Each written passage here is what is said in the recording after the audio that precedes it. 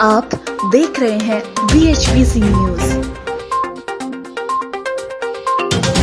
पकड़ा हुआ है, कैसे देख रहे हैं इसको? देखिए, तूल तो मेरा ये मानना है कि जब किसी व्यक्ति के साथ न्याय नहीं होगा या किसी भी व्यक्ति के साथ अगर अन्याय हो रहा होगा और वो भी उस वर्ग के साथ में जिसके खिलाफ पूरा का पूरा सरकारी तंत्र खड़ा हो, तो ऐसे समय के अंदर वो मुद्दा, इसे ये कहना बड़ा गलत है तूल पकड़ना।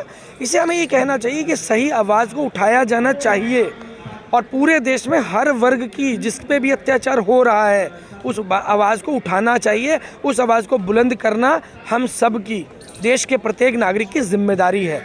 इसे तूल पकड़ना नहीं कहेंगे हम, क्योंकि अगर हम इसे कहेंगे तो तूल तो वो चीज़ हो गई कि जैसे नरेंद्र मोदी जी ने 15 लाख का जुमला छोड़ा, उस मुद्दे के ऊपर हम कह सकते हैं कि उन्होंने झूठ बोला था, लेकिन इनके साथ बलात्कार हुआ था। लेकिन कह रहे हैं उनका व्यवहार अच्छा था, ब्राह्मण थे। देखिए, व्यवहार अच्छा और ब्राह्मण की अगर आप बात करते हैं तो भैया जेलों के अंदर और भी बहुत सारे ऐसे लोग हैं जिनके व्यवहार अच्छे हैं, जिनकी सजाएं पूरी हो चुकी हैं, जो वे बेवजह बंद हैं। और पूरे देश की जेलों की अगर मैं बात करूं तो जिसके अंदर बहुत से सिख कैदी भी हैं, बहुत से मुस्लिम कैदी भी हैं, अलग अलग वर्गों के। उनकी जाति तो देखी नहीं जानी चाहिए, लेकिन उनका व्यवहार अच्छा है तो बाकी कैदियों का भी अच्छा होगा। क्या केवल 11 बलात्कारियों का ही व्यवहार अच्छा होगा? बाकी पूरे देश में कोई जितने लोग जेल में सबका व्यवहार खराब है? क्या दलितों और मुसलमानों के साथ इससे होता रहेगा क्या? बिल्कुल। देखिए, जब तक भारतीय जनता पार्टी सत्ता में रहेगी ये चीज़ें आपको, हमें, पूरे देश की जनता को झेलनी पड़ेंगी। इसके लिए अब ज़रूरत है आने वाले समय के अंदर एक बड़ा विकल्प जनता तैयार करे। आम जनता को आगे आना होगा, आम जनता को विकल्प तैयार करना होगा। आम जनता को अपने प्रतिनिधि चुनने होंगे, नेता नहीं चुनने, प्रतिनिधि चुनने होंगे। अगर कह रहे हैं वैकेंसी ही नहीं है, 2024 की सीट खाली नहीं है, प्रधानमंत्री फिर आएंगे, खाली यही नहीं है सीट। देखिए, जब इंदिरा गांधी का राज था तो कहा जाता था Indira is India and India is Indira. कहाँ है इंदिरा गांधी आज? कहाँ है? मैं पूछना चाहता हूँ ना, कहाँ है इंदिरा गांधी? और हिटलर की बात करें तो हिटलर से बड़ा तो कोई तानाशाह रहा ही नहीं है। कहाँ है आज हिटलर? तो ऐसे बहुत सारे उदाहरण पूरे इतिहास में भरे पड़े हैं जहाँ पर अगर आप बात करेंगे तो कहाँ हैं वो। ऐसे ही होगा आने वाले समय के अंदर। कहाँ है नरेंद्र मोदी? यही बात है। तो योगी, देखिए, मोदी नहीं तो योगी। मैंने कल एक पोस्ट डाली थी कि हमें नरेंद्र मोदी का विरोध नहीं है, हम उस फैक्ट्री को बंद करना चाहते हैं जहां पर इस तरीके के नेता पैदा होते हैं। फैक्ट्री है सर ये? बिल्कुल। जिस फैक्ट्री की प्रोडक्शन है ना ये, उस फैक्ट्री को बंद किया जाएगा। सर, इस फैक्ट्री का कुछ नाम तो होगा? फैक्ट्री का नाम जग जाहिर है, RSS है। पूरे विश्व के अंदर आतंकवादी संगठन डिक्लेयर हो चुका है वो। सर, वो जो स्वयं सेवक संघ है सर, वो लोगों की मदद करता है। आपको मैं बता देता हूँ, वो हिंदुओं की रक्षा नहीं करता है, हिंदुओं को केवल और केवल शोषण करता है हिंदुओं का। और रही बात कि आपने कहा एक संगठन है, देशभक्त संगठन है, मैं आपको बता देता हूँ उसका असली नाम है रॉयल सीक्रेट सर्विसेज, जिसको अंग्रेज़ों ने केवल और केवल क्रांतिकारियों की मुखबरी के लिए और क्रांतिकारियों को कुचलने के लिए खड़ा किया था। क्या कहा सर आपने? Royal secret services. पूरी इन्फॉर्मेशन आप गूगल पे सर्च कर सकते हैं, आपको पूरी इन्फॉर्मेशन मिलेगी इसके बारे में। स्वयं सेवक संघ कहा जाता है सर। देखिए, आप ये बताइए कि इनका हेड ऑफिस है या हेड क्वार्टर है? हेडक्वार्टर किसके होते हैं? हेडक्वार्टर संस्थाओं के नहीं होते हैं। हेडक्वार्टर उनके, हाँ, तो हेडक्वार्टर जो होते हैं वो उन लोगों के होते हैं जो मिशन चला रहे होते हैं। ये लोग मिशन चला रहे हैं। ये लोग जो मिशन चला रहे हैं देश को दोबारा से गुलाम बनाने का। ईस्ट इंडिया कंपनी आई थी, उसके हाथ में एक एक करके संपत्ति दी गई थी। आज भारत के अंदर एक ईस्ट इंडिया कंपनी और खड़ी हो चुकी है, अदानी।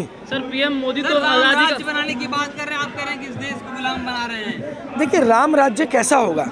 क्या भगवान राम ने कभी किसी का विरोध किया था? क्या राम आज देश के अंदर जितने भी लोग हैं, पूरे विदेशों में जो लोग हैं, वो राम के बच्चे हैं। क्या कोई व्यक्ति अपने एक बच्चे से प्यार और एक बच्चे से नफरत कर सकता है? कभी नहीं कर सकता। और ये जय श्री राम कहते हैं, जय श्री राम नारा नहीं है, जय सिया राम, सिया के राम। और राम जो है वो सीता के बिना अधूरे हैं। और जो लोग ये कहते हैं जय श्री राम, ये केवल और केवल राजनीतिक नारा है जिसको दबाव डालने के लिए एक आतंकी तरीके से जय श्री राम, आतंकी नारा है, एक आतंक के तरीके से को प्रयोग किया। क्या कह रहे हैं? जय श्री राम आतंकी नारा है। बिल्कुल, उसमें कोई दो राय नहीं है ना। क्या दिक्कत है? जय श्री राम है, सिया के राम है, सीता के राम है। वो श्री राम जो कह रहे हैं, वो श्री राम के बारे में जानना हो तो श्री राम एक मर्यादा पुरुषोत्तम श्री राम थे। जिन्होंने अपने पिता के वचन को पूरा करने के लिए एक लंबा वनवास पूरा किया। 14 साल का वनवास वन के अंदर रहे वो। उस मर्यादा पुरुषोत्तम राम के नाम को आपने मजाक बना दिया है। आप क्या सोच रहे, जनता बख्श देगी आपको? देश का हिंदू बख्श देगा आपको? क्या वो भगवान राम आपको बख्श देंगे? संभव ही नहीं है। अब देखते जाइए 2024 में जो आप कह रहे हैं कि स्पेस नहीं है, जैसे इन्होंने दिखाया था ना, भगवान राम की उंगली पकड़ के नरेंद्र मोदी छोड़ने जा रहे थे राम मंदिर। इतना बड़ा अपमान, आस्था के साथ खिलवाड़ जो इन्होंने किया है। सर, इसी देश में ना रहते जो राम को लाए हैं हम उनको लाएंगे। जो राम को लाए हैं हम उनको लाएंगे। वो उंगली पकड़ के राम को ले जा रहे थे, यानी कि इतने बड़े हो गए कि राम की उंगली पकड़ के लेके जा रहे हैं। वाह भैया, धन्य है वो अंधभक्त भी जो ये कहते हैं कि उंगली पकड़ के वो राम को लेकर आए हैं। राम ने सृष्टि को रचा, राम ने तुम्हें पैदा किया, कण कण में राम बसता है। और आज की तारीख में तुम ये कहते हो कि तुम राम को लाए हो। तुम्हारी अपनी हस्ती क्या है? तुम खुद घर से चोरी करके भागे थे। तुम्हारे बाप का हार्ट अटैक से मृत्यु हो गई थी, FIR दर्ज थी। आज की तारीख में तुमने अपनी माँ को कैद करके रखा है। वहाँ पर कोई पत्रकार, एक जनता भी जाकर नहीं मिल सकती है। ये सच्चाई है इस व्यक्ति की। भगवान के अवतार हैं, तभी तो अपनी माँ को कैद करके रखा है। जाइए ना, आप जाइए, पत्रकार हैं, जाइए ना। के अवतार हैं भाई, विष्णु के अवतार हैं तो उनकी माँ उनके साथ रहना नहीं चाहती है। नहीं तो कोई जो बेटा प्रधानमंत्री हो और जिस माँ के 6 बच्चे हों, किसी का पेट्रोल पंप चल रहा हो, किसी का मॉल चल रहा हो, वो माँ अकेली रहेगी? कोई माँ अकेली नहीं रह सकती अपने बच्चों के बिना। माँ केवल अकेली तभी रह सकती है जब उसे उस बच्चे से नफरत हो गई हो। जब इनके पिताजी की मृत्यु हुई थी, तब से इनकी माँ ने, इनकी सगी बहन इनसे राखी नहीं बांधती। इनको क्यों नहीं बांधती है? सवाल पूछिए ना, क्योंकि ये मीडिया में सामने नहीं आएंगे, हम जवाब दे रहे हैं। घर बार छोड़े थे देश के लिए सर, कह रहे हैं भिक्षा मांगी देश। चोरी करके भागे थे और FIR दर्ज है उस थाने के अंदर, और बहुत जल्दी कॉपी भी देंगे आपको। प्रधानमंत्री की चोरी की कॉपी देंगे आप? बिल्कुल, FIR दर्ज है भाई, ऑन रिकॉर्ड है। माफी वीर सावरकर ने माफी मांगी थी, रिकॉर्ड मिला ना, कागज मिले ना कि उसने माफी मांगी। और माफी भी कैसे मांगी?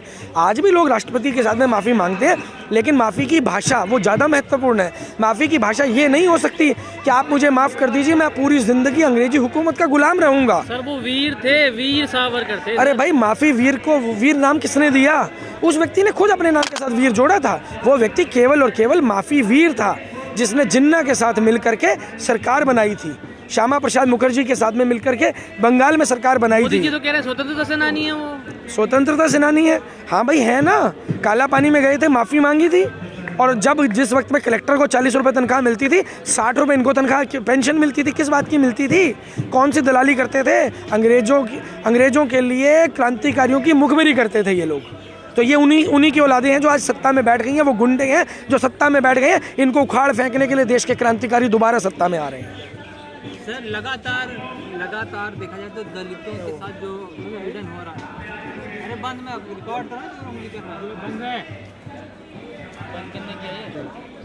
जिस तरह से दलित बच्चे के साथ जो मटकी को छूने पर जो उसको मार दिया गया, उसके बाद लगातार मुसलमानों के साथ, दलितों के साथ जो अन्याय हो रहा है, अभी पैगंबर साहब के लोगों को लेकर के जिस तरह से नुपुर शर्मा ने कहा था, उसके बाद फिर टी राजा ने हैदराबाद से कहा, क्या ऐसे लोग अब बोलते रहेंगे?